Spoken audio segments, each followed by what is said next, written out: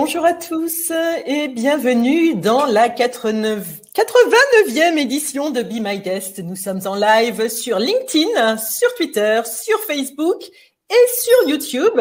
N'hésitez pas à vous abonner et à poser vos questions en direct à Viviane Zaniroli. Aujourd'hui, nous allons parler de rallye féminin. Sportif et glamour, le rallye des princesses met à l'honneur les femmes et l'automobile.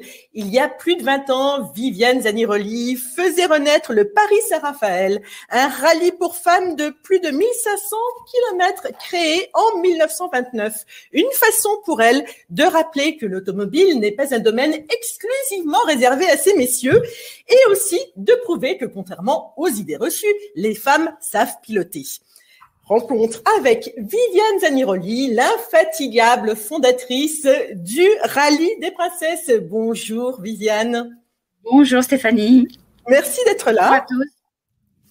Viviane, l'organisation d'événements et de rallyes, c'est votre cœur de métier. Vous organisez avec votre époux Patrick Zaniroli le rallye neige et glace, le Trophée des Alpes, le Trans-Maroc. Votre époux a organisé pendant plus de 12 ans le Paris-Dakar. Au départ, vous êtes plutôt 4x4. Qu'est-ce qui vous a amené dans la voiture de collection ? Eh bien, écoutez, j'ai été contactée, c'était en 98, j'ai été contactée par un ami qui faisait partie du club Stinley France et qui cherchait un organisateur pour mettre sur pied 4 jours autour des 24 heures du Mans pour les 60 ans de la naissance du fondateur Donald Lillet. Donc, ils ont fait appel à nous. Et évidemment, moi, je suis tombée amoureuse de ces voitures que je ne connaissais absolument pas. Donc, j'ai fait un premier rétromobile en 98 avec eux pour lancer l'événement. Et là, je suis totalement tombée amoureuse de la discipline. Et c'était encore les balbutiements. Il n'y avait pas grand-chose. Et c'était un petit rétromobile encore à l'époque. Et donc, on a fait l'événement qui s'est très bien déroulé. Il y avait beaucoup d'équipages mixtes. C'était une balade autour des 24 heures. Et là, j'ai rencontré pas mal de femmes, mais qui étaient uniquement copilotes avec la carte, le roadbook, à se faire engueuler quand ça allait pas. Et puis, en discutant avec elles, voyant ces voitures dont j'étais tombée amoureuse, je me dis, mais ça vous plairait pas de conduire, d'être au volant de cette voiture et de conduire? Et là, toute la réponse était, si, on adorerait, mais tant que notre mari est là, on n'aura jamais le volant. Ah, je dis alors, donc en fait, faudrait créer quelque chose que pour vous. Et elle me dit, bah oui, nous, on adorerait. C'était des filles qui aimaient beaucoup la voiture. Et donc, l'idée est partie là-dessus. Et avec, j'en ai parlé à mon mari, je dis, écoute, moi, le 4x4, j'aimerais bien lever le pied un peu et j'aimerais bien organiser quelque chose qui me ressemble plus. Et donc, on a monté ce rallye des princesses en se basant donc sur le Paris-Saint-Raphaël féminin qui avait eu lieu des années 29 qui s'est arrêté dans les années 72 après le décès du comte de Ranchabot qui était son créateur. Et donc lui, il aimait les belles autos, il aimait les belles femmes. Il était président de l'Automobile Club du Sud dans la Saint-Raphaël, donc d'où l'arrivée. Et il tenait un domaine viticole qui est toujours tenu d'ailleurs par sa fille et sa petite fille et puis maintenant les petits enfants. C'est un domaine viticole, c'est que des filles qui tiennent, que des femmes. Donc c'est assez sympa. Et donc on a été les voir. Et elles étaient enchantées qu'on puisse remettre au goût du jour ce qu'avait fait le grand-père et le père. Et elles nous ont passé pas mal d'informations, des docs. Et on est devenus amis d'ailleurs avec la famille. Mais à l'époque, on ne pouvait pas... et puis ensuite, on n'a pas trop voulu, mais on pouvait pas faire reprendre le nom Paris-Saint-Raphaël féminin.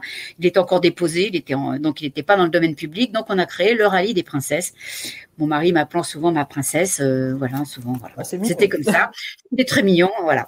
Et donc j'ai créé ce nom qui a été, si vous voulez, au début, moi j'ai trouvé ça joli tout de suite. Je me suis dit, on est toutes des princesses. Ces messieurs pourront nous prêter les voitures. J'avais été loin dans le concept, mais en fait ça n'a pas été aussi facile que ça. Ça n'a pas. Non, il fallait pas claquer des doigts. Et on a mis donc 1 an et demi à lancer le premier rallye. On a commencé à le lancer à Montlhéry, course de l'âge d'or en mai 99, et j'ai réussi à faire le premier en septembre 2000 avec 18 équipages. Et pour être sûr, parce que j'avais que 9 équipages féminins, j'ai ouvert aux équipages mixtes, mais à condition que madame conduise la voiture. C'est-à-dire que le monsieur pouvait être là, donc il surveillait sa femme, il surveillait sa voiture, il surveillait les deux, je ne sais pas. Mais en tout cas, il était là. Et donc, ça nous a permis de lancer le premier, donc, Rallye des Princesses, en septembre 2000. Et comment ça se passait au sein de ces équipages mixtes? Est-ce que monsieur arrivait à garder sa place de copilote ou alors il donnait des conseils en permanence? Passe la seconde. Alors, franchement, à l'intérieur de la voiture, je ne pourrais pas trop vous dire. Ce que je sais, c'est qu'à l'extérieur, ils étaient adorables. Ils n'avaient de cesse de rendre service à tout le monde. Ils étaient drôles. Mais souvent, c'était des couples qui travaillaient beaucoup, qui ne se voyaient pas, qui avaient chacun des situations diamétralement opposées. Donc, si vous voulez se retrouver ensemble, c'était nickel. Et ils se voyaient pas beaucoup, donc ils étaient très contents de se retrouver. Et j'avoue que les messieurs étaient plutôt gentlemen. Donc ceux-là, c'était les bons. C'était ceux qui prêtaient la voiture. Parce que ceux qui prêtaient pas la voiture, ils n'étaient pas là. Ça, c'est pas la peine. Ils avaient vraiment, ceux-là avaient l'esprit très ouvert, on va dire. Mais ça n'empêche que c'était pas évident. Voilà. Alors, depuis quelques années, par contre, les hommes sont exclus du rallye des gazelles. Là maintenant, des gazelles, pardon, des princesses. Hein. Du rallye des princesses. Et, et donc, ça fait quelques années que vous avez décidé de ne plus prendre d'hommes comme copilotes.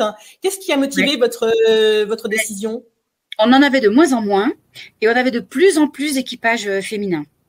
Donc, il y a un moment, on avait fait un classement pour premier, deuxième, troisième. On avait 5 voitures avec les équipages mixtes. Donc, on a dit on arrête. On a terminé. Je ne me rappelle plus la date exacte, mais je crois que c'est 2007 ou 2010 peut-être. Et donc, on a stoppé au grand désespoir de ces messieurs qui venaient encore en équipage mixte parce qu'ils adoraient ça. Et donc, bon, mais non, c'était. Et en fait, à partir du moment où on a stoppé, on a eu encore plus d'équipages féminins qui se sont inscrits. On a repris 10, 15 équipages l'année suivante. Donc, c'était vraiment, c'était mieux de faire que féminin. C'était clair. Alors, quels sont les critères d'éligibilité pour les voitures? En fait, ce sont toutes des voitures de collection, mais est-ce que vous avez des années prédéfinies? Tout à fait. On prend les voitures des années d'après-guerre, parce qu'on a eu des avant-guerres au départ, et comme le rallye est assez quand même sportif, elles ont du mal à suivre. Et puis il faut les conduire déjà pour commencer. Hein, c'est pas très facile. Or la régularité, c'est un sport, c'est très compliqué et quand on va en montagne, c'est très très sinueux. Donc les anciennes d'avant-guerre sont compliquées. Donc on prend plutôt les voitures des années 50. Et on va jusqu'en 1985 année modèle, voilà. Donc ça fait quand même il y a quand même de quoi faire. Ça fait des belles autos et généralement j'aime bien quand c'est des cabriolets, mais on a aussi de temps en temps des belles autos fermées, tôlées. Mais bon, c'est sympa pour les filles, c'est bien le cabriolet. On est au mois de juin, au printemps, il fait beau, c'est la liberté le cabriolet. Tout à fait, oui. Et dites-moi, on parle de raffinement, d'élégance et de sportivité. C'est vraiment une épreuve sportive? Ah oui, ouais, ça je le dis, je le redis, ça fait 20 ans qu'on le dit. Ouais, nous, c'est notre métier d'organiser des épreuves sportives. Donc, demandez à celles qui l'ont fait. Je ne sais pas si on aura des auditrices qui l'ont fait, qui pourront dire que effectivement c'est sportif. Si vous voulez, dans le rallye des princesses, il y a 2 mots. Il y a le mot rallye et il y a le mot princesse. Donc le mot rallye, c'est vraiment quelque chose, c'est un roadbook, un parcours soigné, un parcours très exigeant justement sportivement pour arriver à faire un classement digne de ce nom. Et puis, il y a le côté princesse qui est toute cette convivialité, tous ces petits cadeaux, la place Vendôme pour partir, vraiment tout ce qu'on met, des beaux partenaires, tout ce qu'on met autour, parce que c'est pour les femmes. Donc, il faut que ce soit joli. C'est luxueux, mais convivial. C'est pas luxueux non plus. C'est pas trop. C'est juste ce qu'il faut. C'est luxueux pour qu'elle se fasse plaisir et qu'elle ait l'impression d'être unique. Mais par contre, à côté, oui, sportif, je peux vous dire que pour celles qui l'ont fait plusieurs fois, et qui l'ont gagné, elles savent que c'est dur, c'est très très dur. D'ailleurs, Caroline Bugatti, qui l'avait gagné la première année, elle l'avait fait, elle, à l'époque, on prenait encore des avant-guerres, elle l'avait fait avec sa Bugatti 35B, donc de 1937, donc le frein à main était à l'extérieur, changement de vitesse, elle levait le capot, vous savez, ça se relève comme ça pour sauter dedans. Il n'y avait pas de capote, il n'y avait rien, donc s'il pleuvait, c'était direct. Non, c'est quand on prend des petites routes très sinueuses ou qu'on fait beaucoup de navigation, non, c'est un rallye compliqué. Et puis nous, c'est notre métier. Hein. Donc, je veux dire, mon mari a organisé 12 ans le Dakar. Autant vous dire que c'est lui qui s'occupait du roadbook. Faut pas plaisanter parce que là c'est quand même quelque chose. Donc là, si vous voulez, on l'a mis tout ce professionnalisme qu'on a depuis des années, on l'a mis au service du rallye des princesses, mais également du neige et glace où on a tous les meilleurs de la discipline et du trophée des Alpes qu'on fait au mois de septembre, qui aura bientôt lieu donc du 12 au 16 septembre prochain. Et lui, c'est pareil, c'est les pointus de la discipline qui viennent chez nous. Donc c'est pas par hasard. Alors, Viviane, c'est une épreuve de régularité. Qu'est-ce que c'est? Est-ce que vous pouvez nous expliquer ce qu'est une épreuve de régularité? Alors, par rapport à une épreuve de vitesse que les gens connaissent, l'épreuve de vitesse, vous connaissez le départ. Vous savez qu'à l'autre bout, il y a un commissaire qui vous attend et c'est celui qui va le plus vite qui gagne. Donc là, c'est pas le cas. C'est sur route ouverte, déjà. Vous connaissez le départ, bien sûr, on vous donne le départ, mais les arrivées sont secrètes. Volontairement. Donc, ce qui va déterminer le classement, c'est pas la vitesse, c'est la tenue de la moyenne qu'on impose. Donc, en fonction de l'âge des véhicules, on a 3 moyennes. Donc, on a 40 km/h pour les véhicules les plus anciens, on a 45 km/h pour les véhicules des années 70-80 et 50 km/h de moyenne à tenir pour les véhicules plus récents. Donc, ces véhicules, donc quand ils prennent un départ avec le roadbook, on leur dit, voilà, vous êtes un véhicule des années 50, vous allez rouler à 40 km/h de moyenne. Tout ça, c'est calculé. L'heure idéale pour arriver à chaque case du roadbook qui vous aide à pas vous tromper et qui vous montre également les changements de direction, etc. Le roadbook, pour ceux qui connaissent, vous en avez montré un tout à l'heure. Tout à fait. Donc voilà, ça c'est la carte. Mais donc pour celles qui, afin qu'elles ne se trompent pas, donc les heures idéales pour arriver dans chaque case avec le calcul suivant la moyenne de chacun sont marquées donc sur le roadbook. Donc vous êtes à 45 km/h de moyenne. On va prendre une moyenne de base. On vous fait de la navigation. Il faut la casser cette moyenne. Donc vous prenez un virage à gauche. Vous êtes obligé de rétrograder. Donc, vous perdez, si vous étiez dans une ligne droite à 45 de moyenne, vous allez rétrograder, vous passez à 5 km/h de moyenne. Derrière, il vous manque 40 km/h. Donc, la ligne droite suivante, il faut réaccélérer pour arriver à récupérer les kilomètres-heure que vous avez perdus dans le virage d'avant. Vous commencez à récupérer et hop, l'organisateur vous a mis un autre virage ou un autre changement de direction. Donc, vous rétrogradez et à chaque fois, c'est ça. Donc, le boulot du copilote, de la copilote, est un travail de calculette mentale.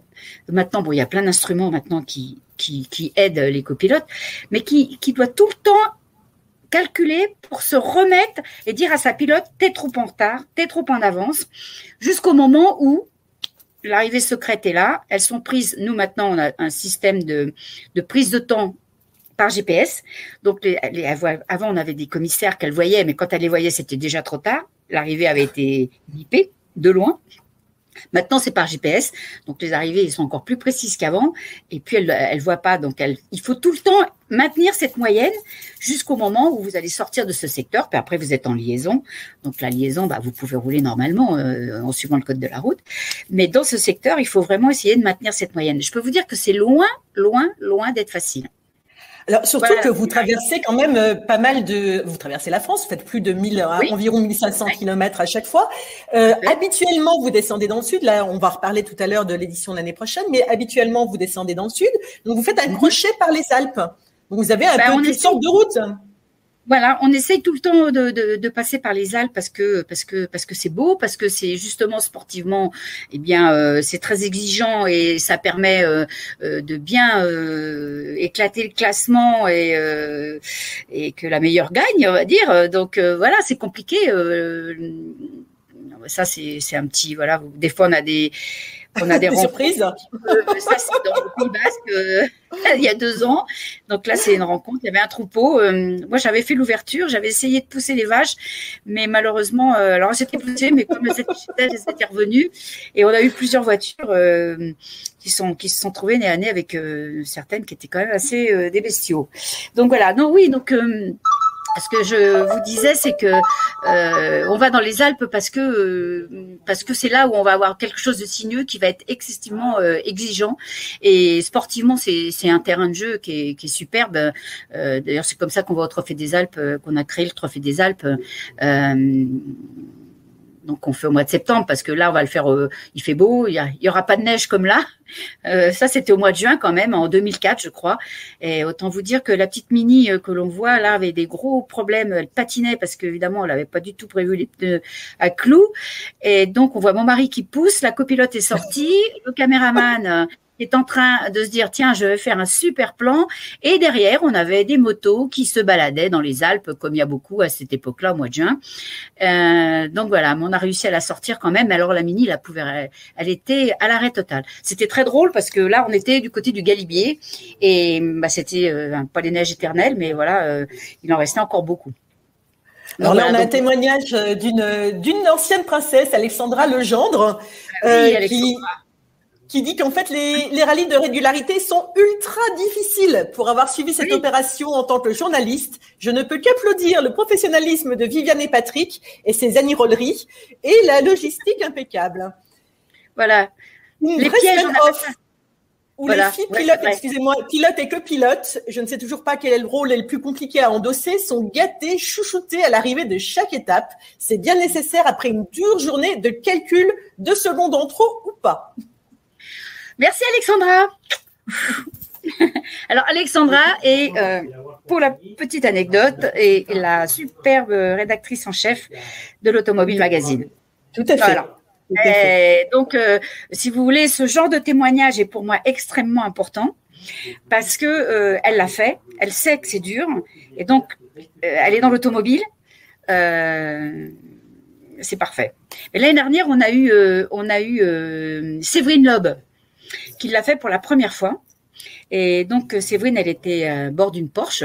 Donc, elle a déjà fait pas mal de rallyes quand même, aussi bien avec son mari qu'elle toute seule. C'est quand même une fille de l'automobile aussi.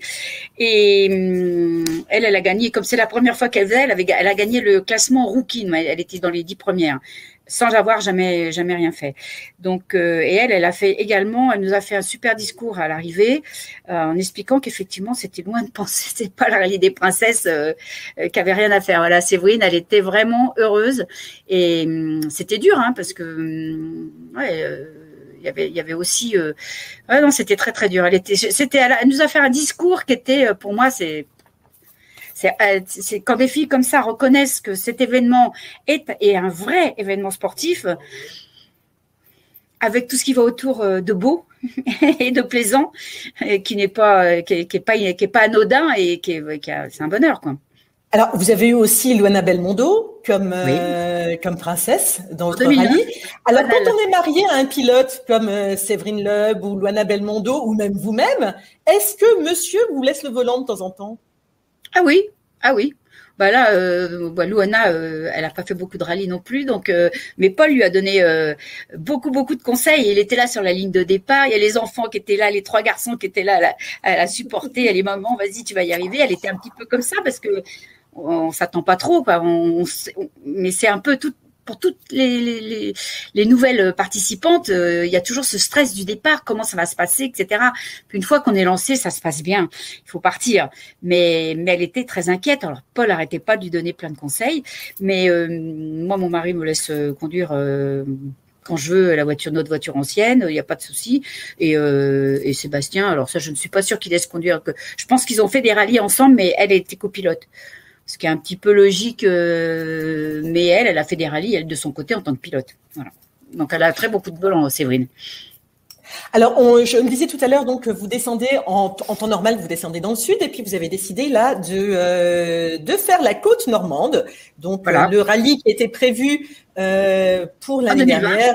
Ouais, exactement, et qui malheureusement a dû être reporté à cette année, et qui est encore une fois reporté à l'année prochaine à cause des conditions sanitaires. Ouais, c'est compliqué. Oui, on est parti, si vous voulez, on a déjà fait ça il y a 2 ans. Parce qu'on a tellement fait Paris-Côte d'Azur, qui est très bien, hein, mais on a quand même beaucoup de fidèles, puisque je crois que celle qui a fait le plus de rallyes, elle en a fait 16 sur 20. Mais on en a beaucoup qu'on en fait 10, 12, 14. Donc, je dirais, quand on aime, on compte pas. Hein. Et donc, c'était bien de changer un petit peu. Donc, il y a 2 ans, on est parti sur Biarritz, en passant par Toulouse. On a fait des grosses étapes parce qu'on a souvent des soucis hôteliers, en fait. C'est très compliqué de gérer l'hôtellerie. On essaye de toujours avoir les chambres dans 1 ou 2 hôtels, d'être tout ensemble, de pouvoir dîner ensemble. Donc, on est toujours un petit peu, c'est un petit peu tirer une balle dans le pied avec l'hôtellerie, si vous voulez, pour éviter que tout le monde soit éclaté dans plusieurs hôtels. Mais là, on est parti, donc pour changer un peu, on est parti sur l'ouest et on attend, et on attend, et on attend, et on espère qu'on va le faire.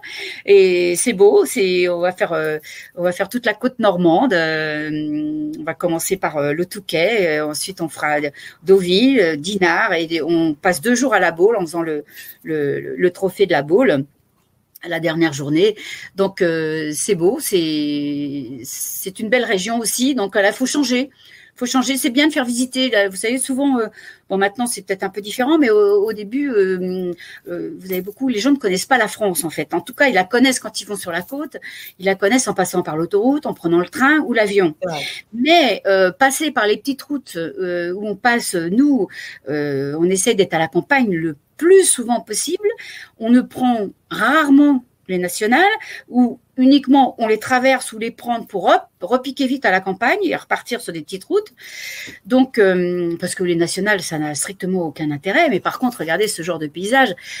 Quand vous descendez dans le sud, vous ne trouvez pas ça. Mais vous avez beaucoup de filles qui reviennent avec leur famille et qui prennent après 2 jours pour descendre sur la côte, par exemple, en passant par des petites routes qu'elles ont bien aimées, qu'elles ont repérées sur le roadbook, elles reprennent le roadbook et elles redescendent en reprenant les petites routes et les petits hôtels et les déjeuners qu'on fait dans des endroits assez atypiques.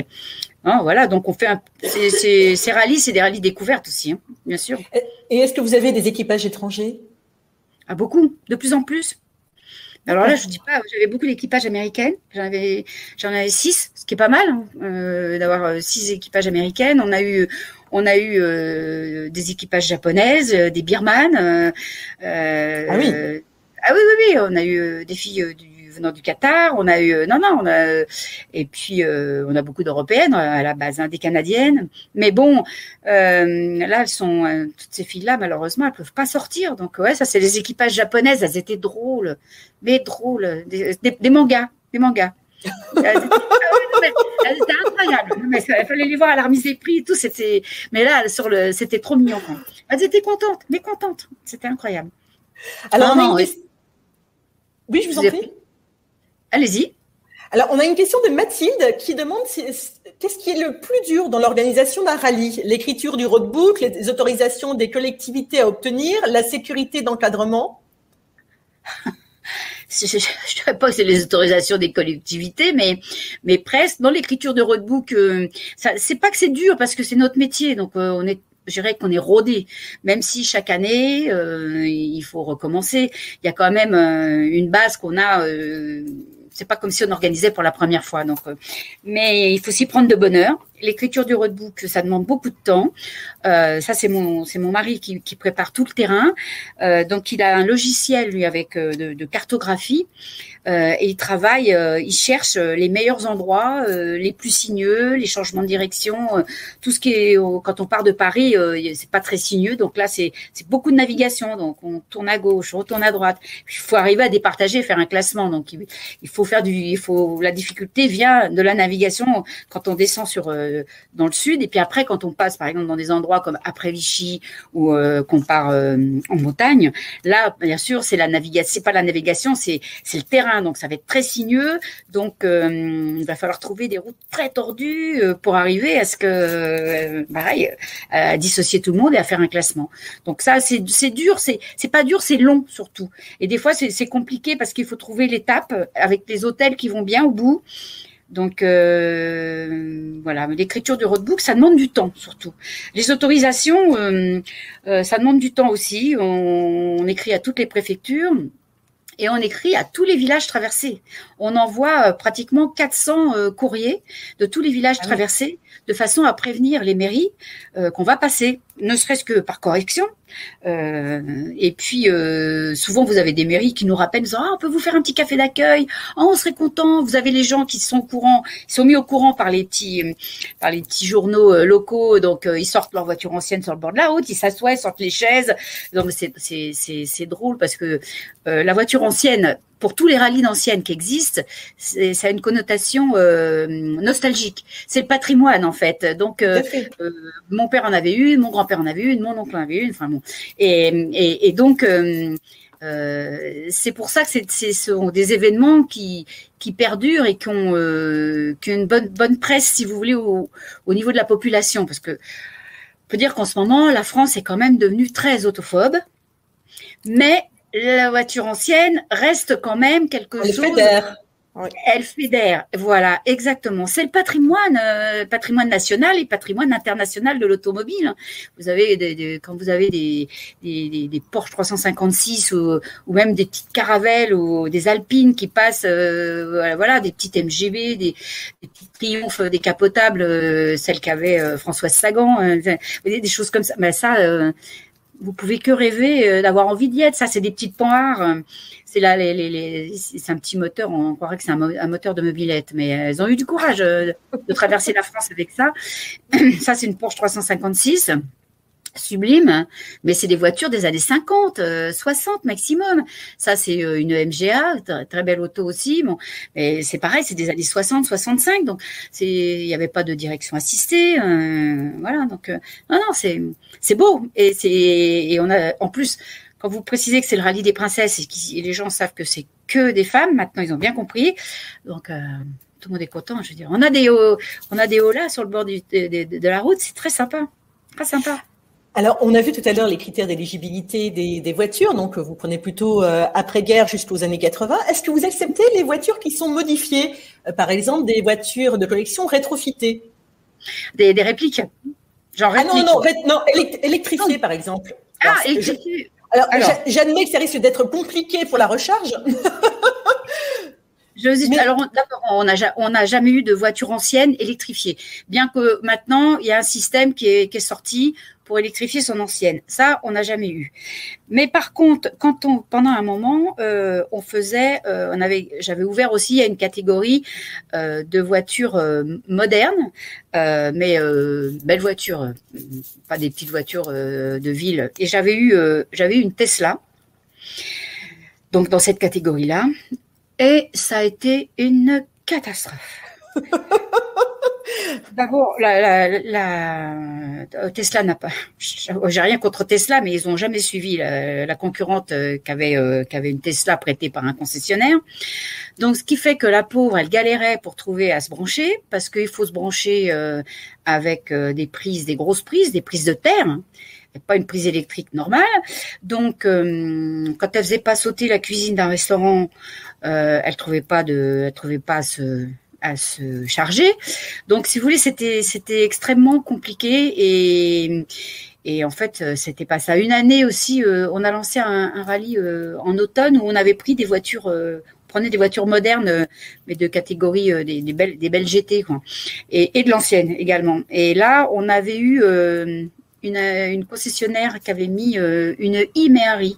Elle n'avait pas mis une, elle en avait mis deux, parce que elle pouvait pas faire la journée, une seule. C'était impossible.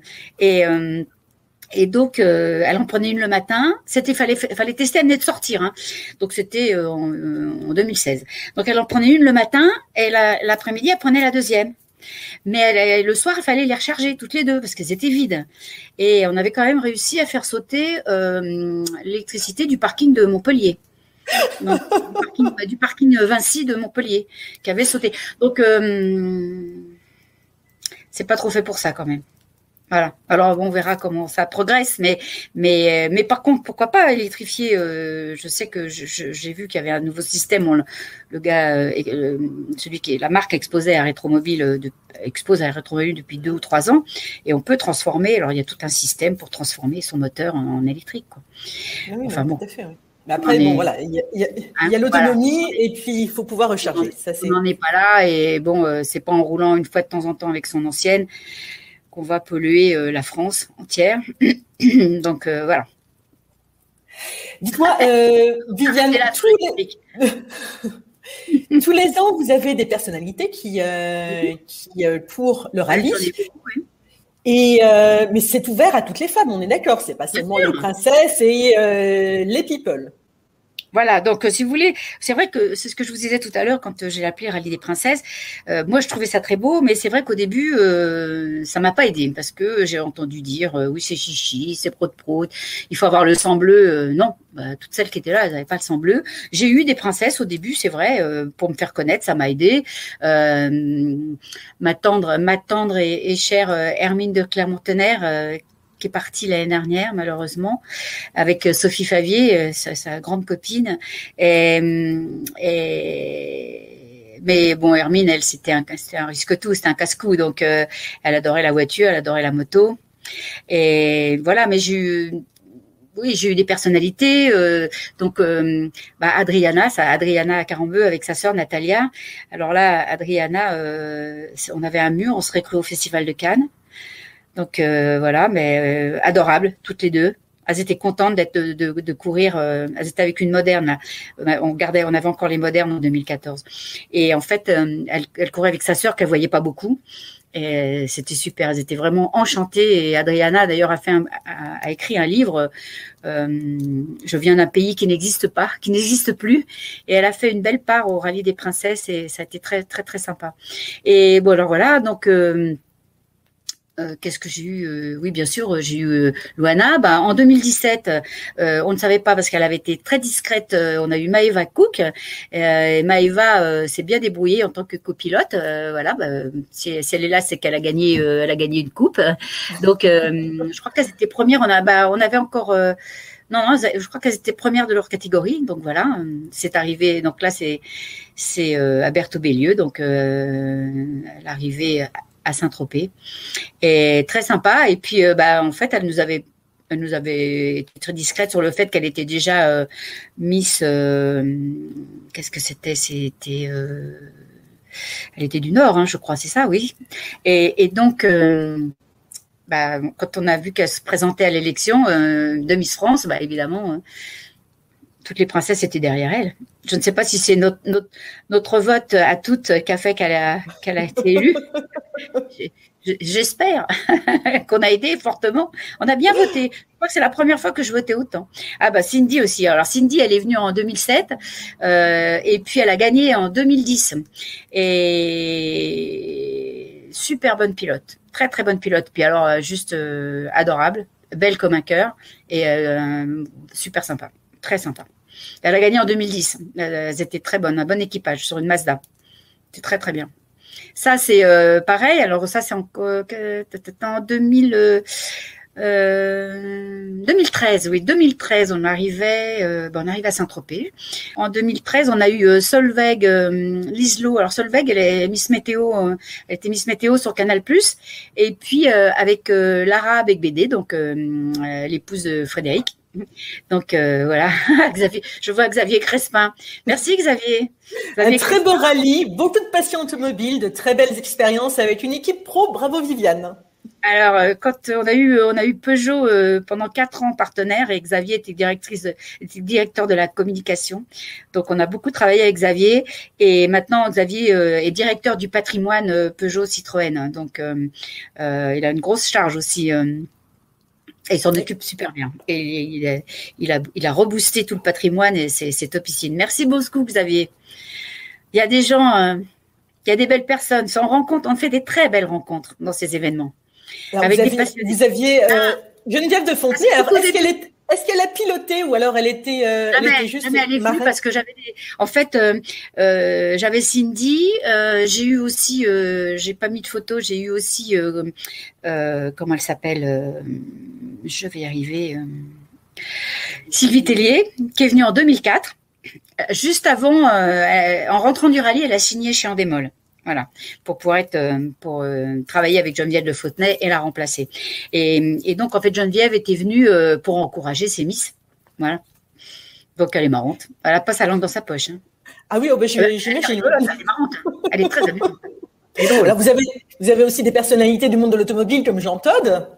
Et oui, et Jean Todt est venu, maintenant Jean Todt est président de la FIA, et donc là il était venu voir, c'était en 2015 à Rueil, il était venu voir c'était très amusant, il était venu voir le parc fermé et faire la soirée de gala, donc la soirée d'ouverture avec nous et puis Richard Mille à côté de qui j'étais là.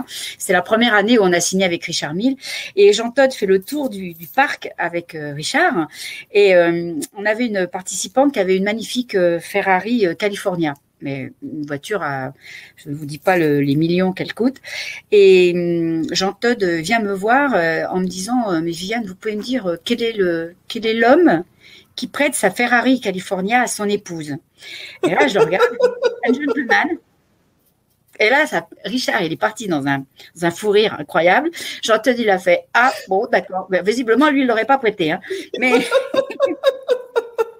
ayant été chez Ferrari pendant des années, hein, et on sait comment il a amené Ferrari au plus haut de la compétition en F1, évidemment, il a dû se dire il est fou. Mais c'est des femmes qui ont l'habitude de conduire. C'était la mère et la fille, et elles ont l'habitude de conduire. Elles n'ont jamais eu de problème et ça s'est toujours très bien passé. Elles sont toujours venues avec des voitures juste fabuleuses. Elles sont venues aussi avec une BMW 507. Autant vous dire que ça, c'est une voiture, c'est topissime, quoi. Donc sans problème. Alors, justement, Viviane, vous avez l'habitude des rallyes pour hommes, puisque votre époux Patrick en organise beaucoup et vous y avez participé également. Quelle est la différence entre des rallyes pour femmes et des rallyes pour hommes? Écoutez, il n'y en a pas trop. Je ne sais pas ce que dirait mon époux. C'est différent. C'est différent à organiser. Mais au niveau du pilotage, par exemple, est-ce qu'il y a des différences entre les femmes et les hommes? Les pilotes hommes, on va dire qu'on a c'est plus la gagne. Eux, ils viennent pour faire un résultat. Ça, c'est clair. Les filles, on dira que les 10, allez, je vais mettre les 15 premières viennent pour faire un résultat. Mais les autres, elles viennent surtout pour passer du bon temps. Avec une amie, avec leur sœur, avec leur mère, enfin bon, pour passer du bon temps dans un rallye hyper bien encadré. Et donc, c'est surtout, c'est plutôt ça. Mais et puis, là, vous allez rire parce que j'ai mon mari qui vient de me passer un petit mot. Mon mari sur le rallye est quand même directeur de course, enfin directeur sportif, parce que le directeur de course, c'est une femme qui est commissaire et qui fait beaucoup de direction de course. Je montre la photo parce qu'on le voit au milieu à côté de vous. Là. Voilà, mon époux avec Hermine et nous, on va y a encore quelques années évidemment. Et il vient de me passer un petit mot. Elle râle moins que les mecs. Voilà, c'est vrai. Elles sont. Je pense qu'elles sont tellement contentes de faire leur rallye. D'être là, d'avoir pu partir, parce que c'est compliqué pour une femme de partir une semaine, parce qu'il faut gérer le boulot, faut gérer la maison, faut gérer le frigo, faut gérer les enfants, faut gérer le sport des enfants, les différentes activités des enfants. Il faut que tout ça soit bien encadré avant pour pouvoir partir. La tête haute et tranquille surtout, tranquille, sans être appelée toutes les 2 secondes parce qu'il y a un problème. Donc c'est vrai qu'une fois qu'elles sont là, c'est que tout ça a été réglé et elles peuvent partir. Donc elles râlent pas, elles sont tellement contentes d'être là qu'elles râlent pas. Les messieurs, comme je vous dis, dans nos rallyes, on a beaucoup d'hommes qui font plusieurs rallyes dans l'année. Autant vous dire que la différence, justement, c'est que les femmes, elles prennent le temps de s'inscrire, réfléchir comment elles peuvent y aller, que bien c'est les bonnes dates, qu'elles peuvent faire ci, qu'elles peuvent bien mettre ça, c'est bien, ça c'est réglé, ça c'est bon, c'est organisé. Et là, elles remplissent le bulletin d'engagement. Monsieur prend le bulletin d'engagement, remplit, envoie et dit « Je me suis inscrit à tel rallye ». Même pas comment ça va gérer à la maison. C'est pas grave, ça gérera. Il part. Donc, ils en font beaucoup, donc ils râlent.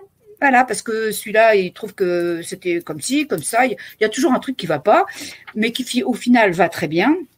Une fois qu'ils ont discuté avec la direction de course et le directeur sportif, ça s'arrange et terminé, voilà. Mais c'est vrai que les filles, elles râlent quasiment pas. On en a eu très très très peu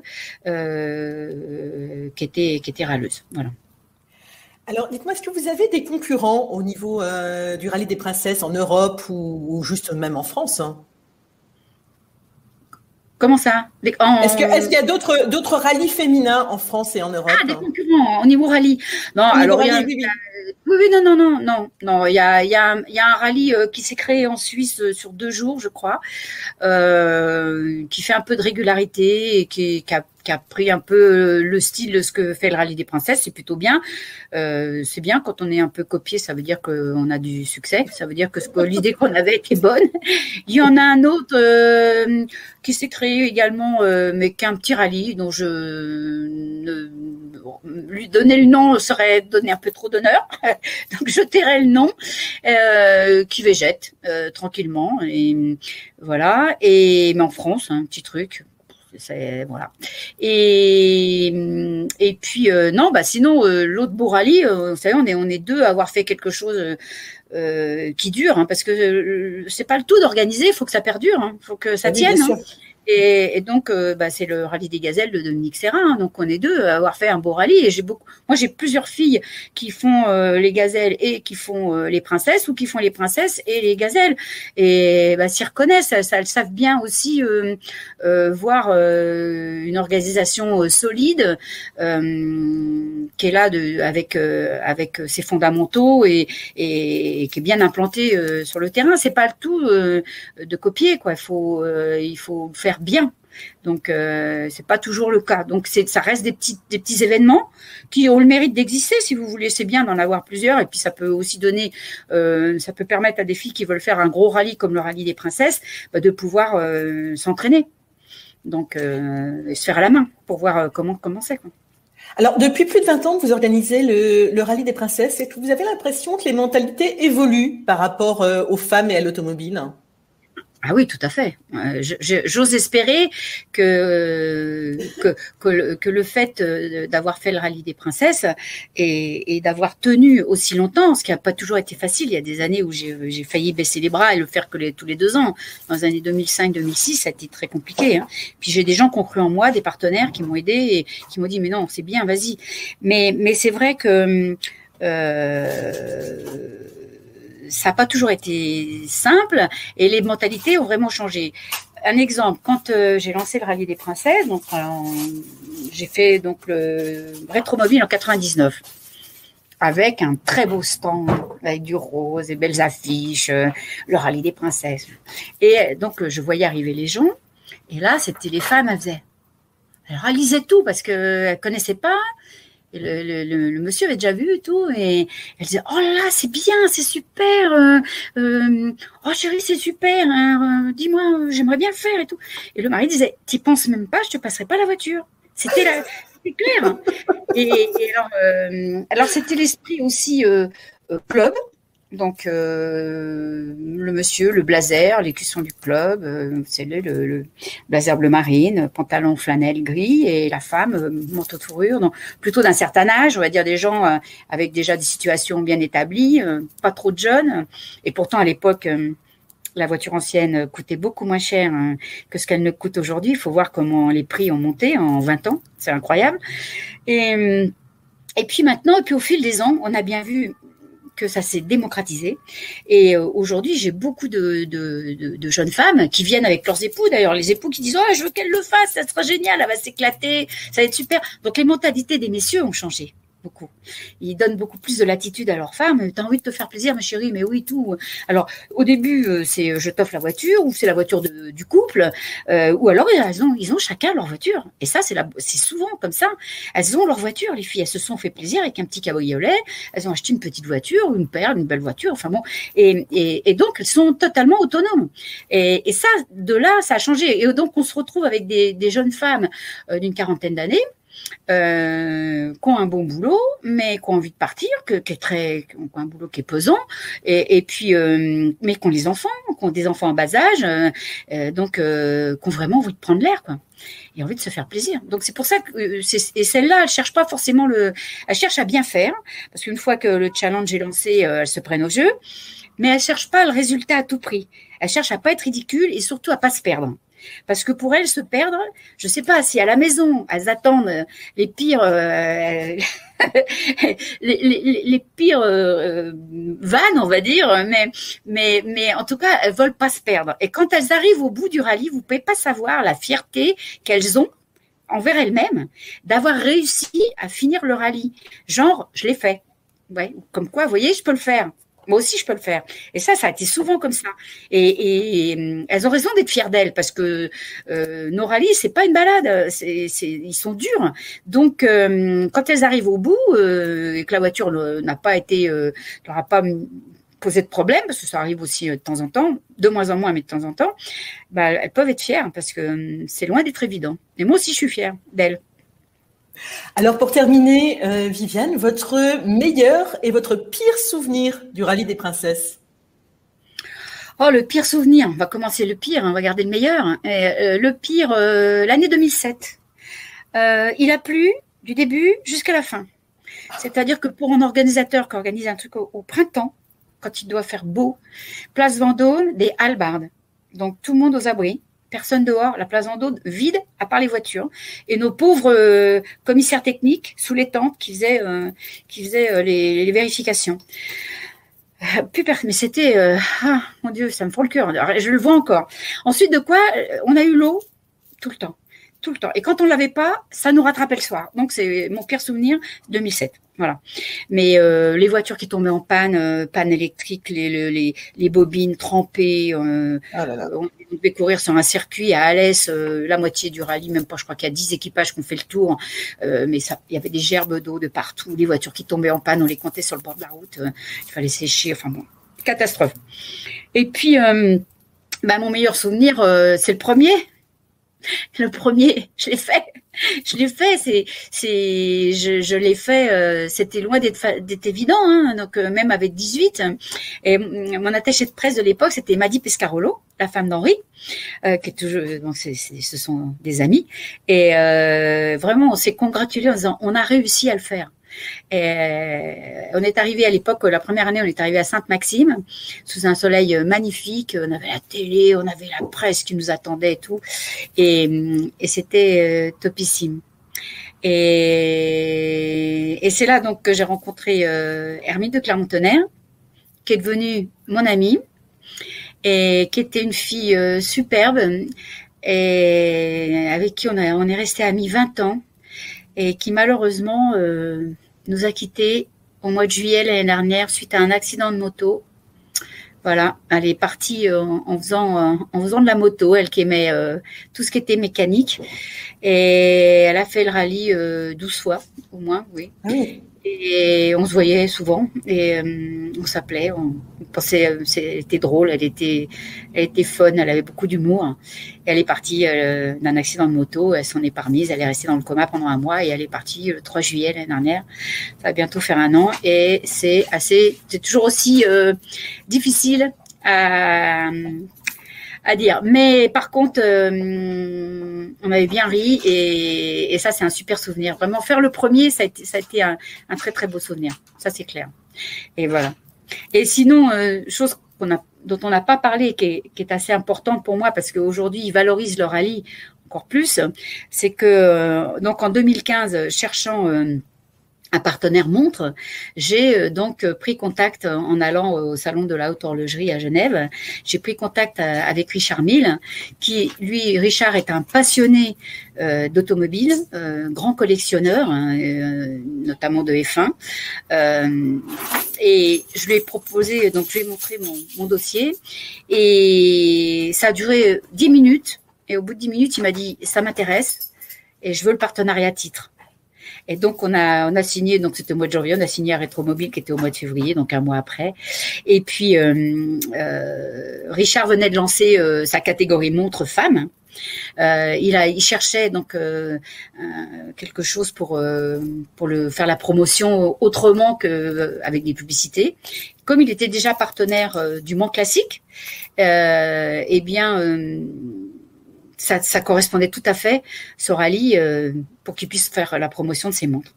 Et donc, depuis 2015, Richard tire le rallye à l'international, encore plus que moi, je ne le tirais, parce que lui, il a une aura au niveau international qui est extrêmement importante. Et c'est lui qui m'amène des Japonaises, des Birmanes, des filles du Qatar et certaines Américaines. Voilà, donc là, c'est un homme adorable. Toute son équipe est géniale. Donc, c'est un plaisir de les avoir. Et voilà, c'est fabuleux d'avoir pu avoir des gens comme ça, ou en tout cas quelqu'un comme ça, qui a cru. Parce que tous les gens qui m'ont... Vous savez, ceux qui ont le plus cru au Rallye des Princesses, c'est des hommes. C'est des hommes. C'est quand même assez incroyable. Le premier à y avoir cru, c'est Igor Bietri. C'est mon mari déjà. Mais Igor Bietri, il était rédacteur en chef de La Vie de l'Auto à l'époque, la première année. Ça a été mon premier partenaire, important, parce que La Vie de l'Auto, il y avait rien d'autre. Hein. Donc c'était la Bible, c'était comme l'équipe. Donc c'était la Bible de l'ancienne. Donc Igor, oui, ça a été le premier. Après, j'ai eu un autre journaliste qui était Yves Gallet, qui était rédacteur en chef de Rétrocourse, qu'il a vendu depuis. Yves aussi, il a cru énormément au Rallye des Princesses et il m'a fait des papiers et il a suivi, il a vu comment c'était.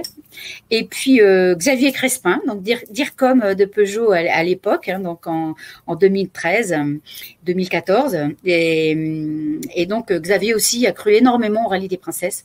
Donc ça c'est bien. Et Richard Mille. Donc c'est beau. Les filles qui ont cru au rallye, c'est plus celles qui ont participé. Mais je peux pas dire que j'ai eu une fille qui m'a dit ton truc il est génial, j'y vais avec toi. Voilà. Mais alors que là, c'est des gens qui m'ont vraiment suivi. Alors, on a une dernière question de Mathilde qui demande à combien s'élève l'inscription et que contient ce tarif. Alors, bonjour Mathilde. Mathilde, alors l'inscription fait actuellement 7 800 € pour 2 personnes avec la voiture et elle inclut pratiquement tout, à l'exception de l'essence. Donc, il y a tout l'hébergement, évidemment, qui sont en 3 et 4 étoiles, voire 5, suivant où on est. Tous les déjeuners, tous les dîners, tous les petits déjeuners. L'organisation générale, on est 45. Toutes les autorisations, enfin tout le travail qu'on fait à côté, et puis la soirée d'ouverture, la soirée de clôture, qui sont des belles choses généralement festives mais coûteuses. Donc voilà, ça compte. La seule chose qu'il faut faire, c'est mettre de l'essence. Ça, c'est pas inclus. Et l'aller-retour depuis le départ jusqu'à Paris, puis le retour du dernier point de chute. Donc cette année, l'année prochaine sera la Baule. Voilà. Mais sinon, tout est inclus. C'est justement ça que je voulais, c'est qu'elles aient à s'occuper de rien. De rien. Voilà. C'est ça le côté princesse de la chose. Voilà, une belle parenthèse. Arrivez, votre place est prise. Alors, ça demande beaucoup de préparation en organisation, des rooming lists comme ça, des choses du déjeuner, etc. Il faut que tout soit hyper carré pour que ça roule. C'est pas ah bah tiens, je passe, je prends ou non, c'est pas comme ça. Il faut que tout soit carré. Mais ça, c'est notre métier. Voilà. Merci beaucoup, Viviane. Vous aviez promis de nous dire tout ou presque. Bah, c'est ce que vous avez fait. Je suis extrêmement bavarde quand on me lance sur le sujet. Donc je pourrais encore tenir un certain temps. Mais une prochaine fois, peut-être. Une prochaine fois, avec grand plaisir, à l'occasion du départ du Paris-La Baule. Bien oui. Rendez-vous Place Vendôme. On attend une précision pour les dates. Ça serait visiblement au mois de mai l'année prochaine, mi-mai. J'attends confirmation de tous les hôtels parce que ça fait quand même 3 fois qu'on relance toute la machine. Et c'est là qui est pas simple. Mais en tout cas, merci de m'avoir consacré ce Be My Guest aujourd'hui. Merci à vous, Stéphanie. Au plaisir de vous retrouver bientôt peut-être. Et peut-être sur Paris, à l'occasion d'un prochain passage. Et puis amitié à tous ceux qui nous ont suivis et on reste à votre disposition à tous. Voilà. Puis notre prochain rendez-vous, c'est le Trophée des Alpes où on prend aussi des équipages féminins. On en a plusieurs qui se bagarrent avec ces messieurs et ça se passe très, très bien. Voilà. Merci beaucoup, Viviane. Je vous donne rendez-vous jeudi pour parler d'une hypercar 100% française qui fonctionne au biométhane parce que oui, on peut être écolo et aimer l'automobile. Donc, rendez-vous jeudi. Merci encore, Viviane, et bravo pour le Rallye des Princesses. Merci beaucoup. Merci, Bonne Stéphanie. Journée à tous. Au revoir. Merci, au revoir.